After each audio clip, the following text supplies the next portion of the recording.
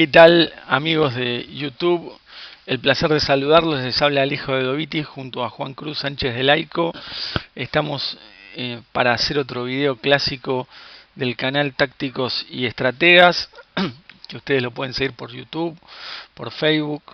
Y realmente en este camino que estamos viendo jugadores clásicos, no solamente campeones mundiales, nos toca el turno de ver a Robert James Fischer, un jugador que está próximo a cumplirse 10 años de su desaparición. Y bueno, por supuesto que lo extrañamos como ajedrecista, extrañamos sus locuras, pero sobre todo ha dejado un legado de ajedrez, tanto en aperturas, mediojuegos, finales, combinaciones, que realmente es innumerable. Y esta partida que vamos a ver probablemente sea histórica, no solo por el nivel que Fischer desarrolla en ella, sino porque su rival es Boris Spassky, de quien también hemos hecho un video hablando de el enorme talento que Spassky tiene. Y digo que es histórica porque es la primera vez que Fischer se puso adelante en el match con Spassky tras haber empezado 0-2. Y aparte jugó en un nivel absolutamente superlativo.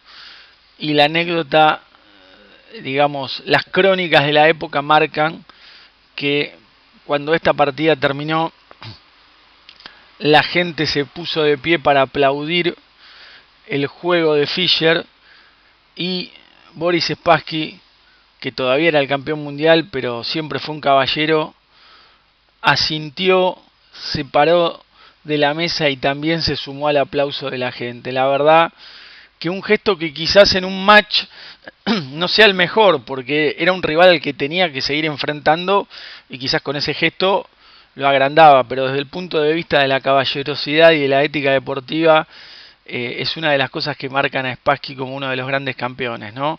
Ganando o perdiendo, siempre un caballero. Vamos entonces a la partida. Fischer jugó C4. En este match, cuando no jugaba peón rey, Fischer jugaba C4 para entrar en apertura inglesa, pero Spassky juega E6, con lo cual va a provocar por medio de D5 un gambito de dama. Caballo F3, D5, D4, caballo F6, caballo C3, alfil E7. Esto es un gambito de dama declinado o rehusado, y acá el blanco tiene varias opciones, como ser alfil F4 o alfil G5. Peón por peón, que es la variante del cambio, ya habiendo definido el caballo de F3, no es tan agresiva, pero se puede jugar. Y la verdad que después no hay muchas opciones. Podría haber una opción de entrar a una variante de la catalana con G3, pero ya estaríamos desviándonos del gambito de dama puro. Fischer eligió alfil G5 y tras enroque E3 estamos en lo que también se conoce como defensa ortodoxa. De esta posición hay tantas partidas que podría pasarme una hora entera nombrándoles ejemplos que ustedes tendrían que ver, pero hay un match donde tienen un compendio de ortodoxa, que es el match Capablanca-Alekhine de Buenos Aires 1927. Ahí jugaron como 30 ortodoxas más o menos, así que tienen para ver y divertirse bastante. Y en el match Karpov-Kornoy de verano 1981 también tiene muchas ortodoxas, sobre todo Kornoy blancas, Karpov negras. Entonces ahí tienen un buen indicio de partidas como para estudiarla tanto con blancas como con negras. El negro juega H6, apurando al alfil. En ese momento la jugada 1972 era alfil H4. Después Kasparov popularizó jugadas como alfil por F6, seguido de dama C2 y torre D1 para presionar en el centro y a la dama negra, y que el negro no pueda liberarse fácilmente con C5. Esa es otra idea bastante más moderna. Pero la jugada normal es alfil H4 que Fischer hizo, y el negro recurre a la variante Tartakower. La variante Tartakower los jugadores soviéticos en aquella época le llamaban variante Bondaresky, que era el entrenador de Spassky, y Makogonov, que era otro jugador soviético fuerte. Yo creo que en el mundo se la conoce más como variante Tartakower. Uno de los grandes exponentes ha sido Karpov, y Spassky también ha sido un gran exponente, y Nigel Short más acá en el tiempo, el gran maestro inglés. Pero la variante Tartakower tiene como interesante que el negro quiere resolver el problema del alfil dama. Y por supuesto el B6 va a ayudar en el futuro para romper con C5, con lo cual es una jugada útil de movida. Y recordemos que en este match estaba el equipo soviético al servicio de Spassky, demasiados asesores que lo apabullaban, diría yo, y entre sus asesores estaba Efwin Heller, otro gran jugador de quien vimos alguna partida, otro gran especialista y que le había hecho una recomendación específica a Spassky, que vamos a ver en el momento justo. Spassky desoyó y vamos a hablar un poco de por qué probablemente haya hecho caso omiso a las recomendaciones del gran Efwin Heller. El blanco juega peón por peón, ahora que el negro quería abrir la diagonal. El blanco podría jugar alfil de 3, pero ahí el negro toma D por C4 con más motivo, porque abre la diagonal para su alfil y a su vez le hace perder un tiempo al alfil, porque el blanco no come gratis en C4, movió el alfil y ahí después tiene que comer. Si el negro no quisiera, si el blanco no quisiera comer como comió Fischer, la jugada recomendable es torre C1, porque esta columna C o la abre el blanco o la abre el negro, pero se va a abrir y la torre va a tener juego. Fischer jugó C por D5 y la jugada principal es cambiar piezas para desahogar un poco la presión con caballo por D5. Alfil por E7, alfil G3 se puede jugar, pero alfil por E7 es la principal. Y ahora caballo por D5 para fijar peones y cerrarle la diagonal. Entonces torre C1 y acá el negro más adelante va a hacer B5 y cuando el blanco tome se van a dar los famosos peones colgantes en B5 y C5. Entonces la columna B le va a quedar abierta al negro. Entonces el alfil en B7 no tiene tanto futuro porque va a tapar la columna y es por eso que sale a E6. Esa es la explicación de por cómo hizo Fianchetto y el alfil sale por otro lado. Y el blanco acá hace una jugada que si uno no conoce las ideas de la posición, por eso digo siempre que es muy importante conocer las ideas antes que la teoría propia, uno no haría jamás, porque acá uno jugaría alfil E2 para enroque, y no alfil D3, porque alfil D3 taparía el accionar de la dama en la columna D frente a lo que van a hacer los peones colgantes. Pero la jugada dama 4 tiene una clara intención, provocar C5 de las negras, que el negro la tiene que hacer, porque si el negro saca el caballo por D7, está perdiendo un peón en C7, ¿no?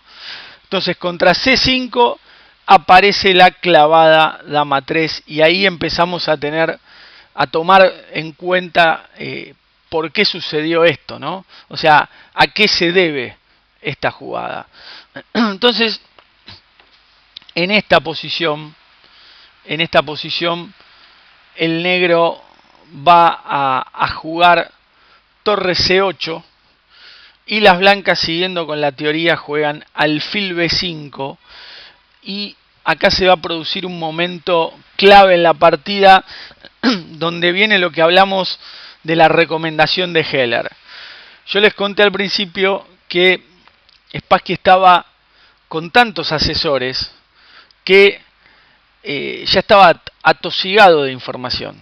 Tenía tanto material para leer y tantas recomendaciones y jugar esto a Fischer y no te olvides de esto, que el tipo en algún momento se cansó porque dijo, bueno, yo soy el campeón mundial y yo voy a decidir qué jugar.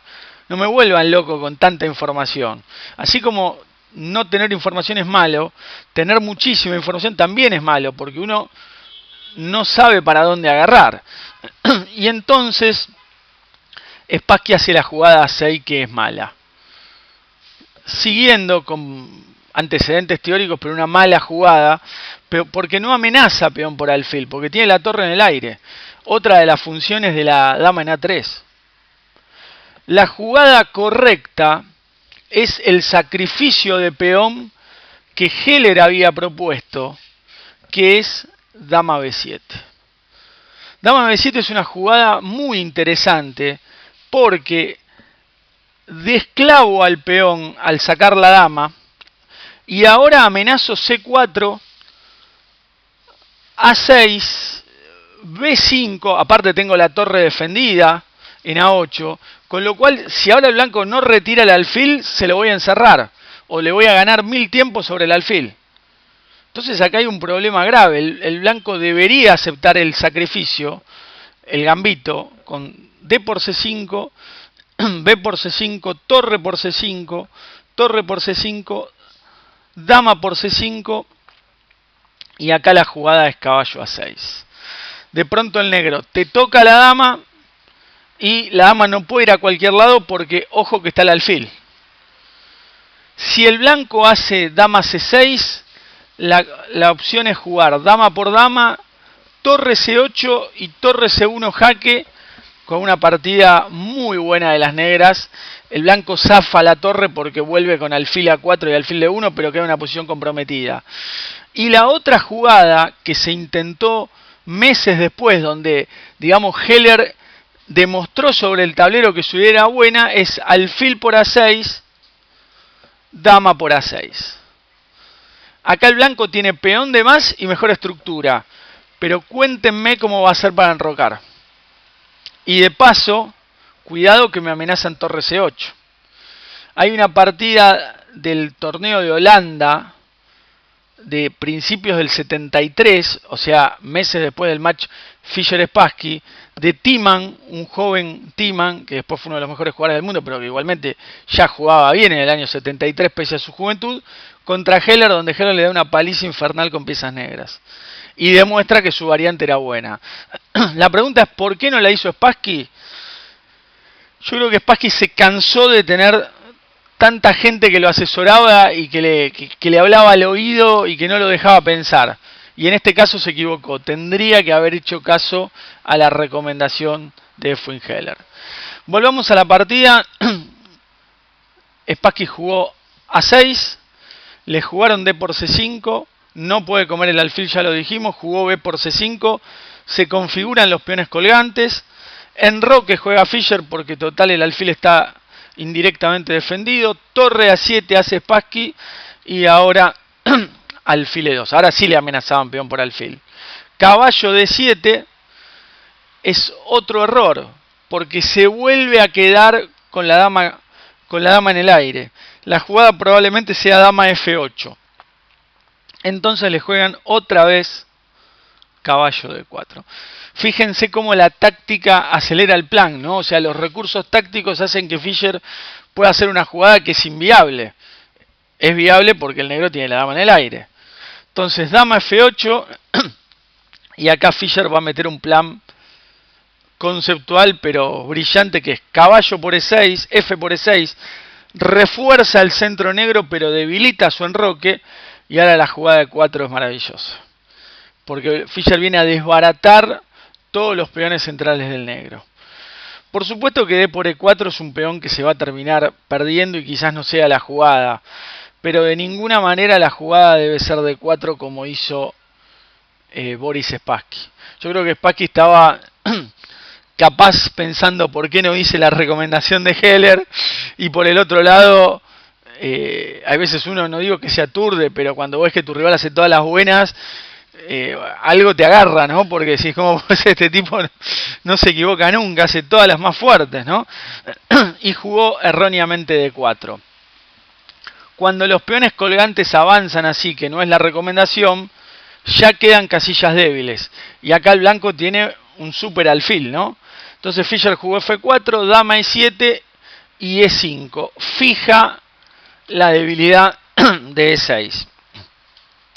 Torre B8, alfil C4. Miren lo que es ese alfil que está mirando a su majestad, al rey.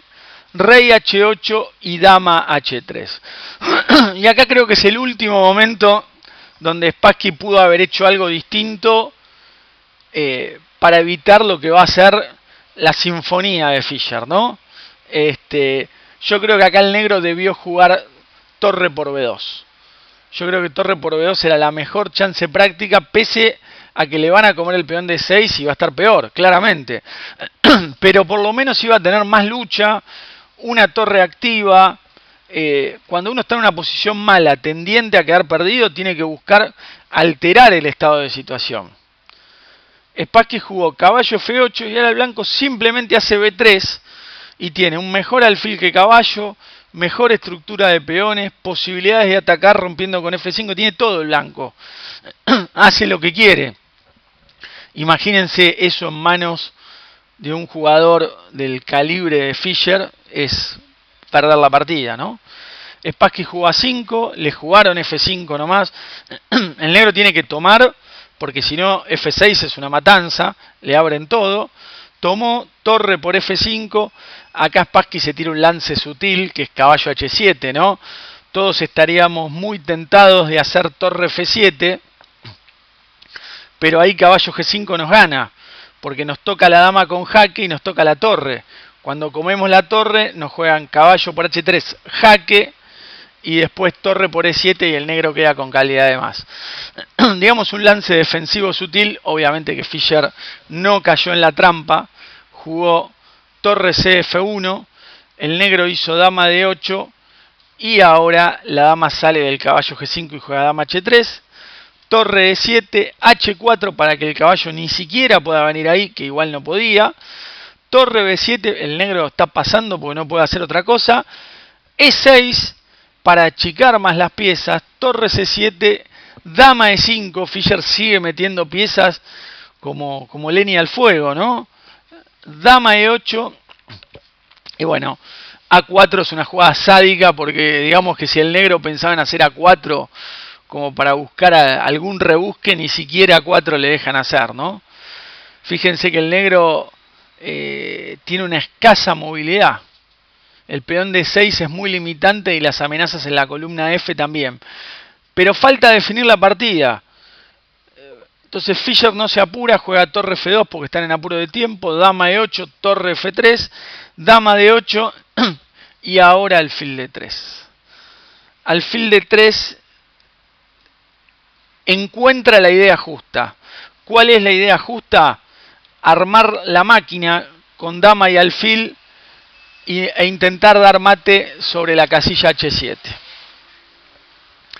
Spassky jugó dama E8, le hicieron dama E4 y acá se ve, no puede jugar torre por E6 porque le juegan torre F8 jaque, caballo por F8, torre por F8, dama por F8 y un matazo con dama H7, ¿no? La famosa máquina, la dama de locomotora, el alfil de vagón. Entonces, el peón es intocable, e igual, no solo el peón es intocable, Fischer amenaza a torre F8 en esta posición.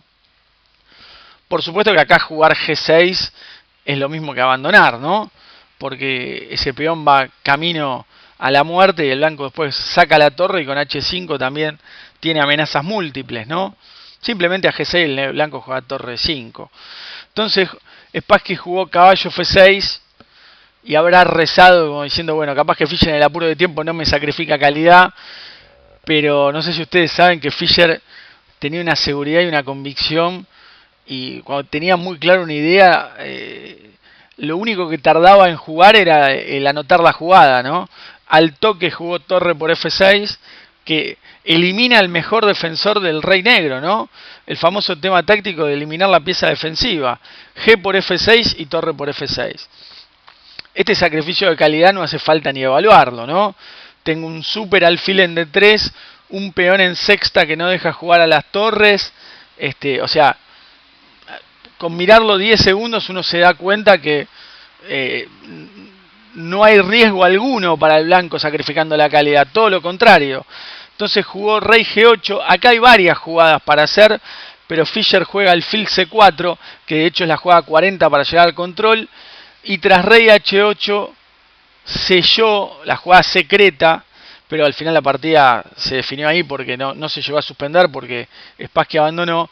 Dama F4, que amenaza torre F8, amenaza dama F6, y también no descartemos la jugada dama torre F7. Entonces, son demasiadas amenazas frente al pobre rey y a las inertes torres, ¿no? Por lo tanto, en esta posición, Spassky no vio sentido de suspender porque no había posibilidades de seguir y decidió abandonar. Y como dijimos antes de empezar la partida, el público islandés estalló en un aplauso por el juego brillante de Fischer, y Spassky no tuvo mejor idea, muy buena desde el punto de vista deportivo, de sumarse a la felicitación de la gente por la maravillosa partida de Fischer. Creo que este fue el quiebre del match de Reykjavik del 72, ¿no? Porque acá Fischer pasó a la delantera y después sacó más puntos de ventaja, y porque después de esta partida yo creo que Fischer se sintió capaz de todo y Spassky se dio cuenta que no había forma de derrotar a este muchacho, ¿no? Alguna vez, años después, Spassky, que jugó un match con Karpov también en el 74 y lo perdió, y que jugó con Fischer, le preguntaron si el match que nunca vimos, que la historia del ajedrez nos debe, entre Karpov y Fischer, que tenían que jugar en 1975, quién hubiera ganado, ¿no? Y le preguntaron a Spassky, que era el más apropiado para contestarlo porque había jugado matches con los dos. Y Spassky dijo, bueno, Karpov es un gran campeón, y si jugaran hoy, estamos hablando de la década del 80, probablemente el campeón Karpov le tendría que ganar a Fischer. Pero al Fischer que yo enfrenté en 1972, no he visto ningún humano que le pueda ganar. O sea, este Fischer era un poseído por la diosa Kaisa, y realmente su juego era francamente superior al de todos los demás. Para que se den una idea, tras este match, Fischer llegó a 2.780 puntos de elo, y Spassky, que era el segundo, estaba como 140 puntos abajo. Imagínense si, como decir que Carlsen le llevara más de 100 puntos a su inmediato perseguidor. Sería una ventaja enorme, enorme. Y si medimos el elo en base a cuestiones inflacionarias, los 2.780 de Fischer equivaldrían a hoy a 2.900 largos en la actualidad. Por lo tanto, muchos lo consideran el elo más alto de la historia hasta el momento alcanzado, más allá de que Carlsen y Kasparov han pasado los 2.850. Yo creo que es una partida increíble, que refleja un nivel fuera de lo común y que tiene muchas historias y que la torna muy interesante para hacer un homenaje al gran Bobby Fischer, que a algunos les ha gustado, a otros no, pero digamos nadie ha permanecido indiferente a uno de los grandes genios del ajedrez. Ojalá les haya gustado este video. Junto con Juan Cruz y quien les habla, Alejo de Dovitis, les mandamos un abrazo grande. Como siempre, esperamos sus comentarios, sus críticas constructivas, sus sugerencias, y los esperamos en nuestro próximo video de Tácticos y Estrategas. Será hasta la próxima.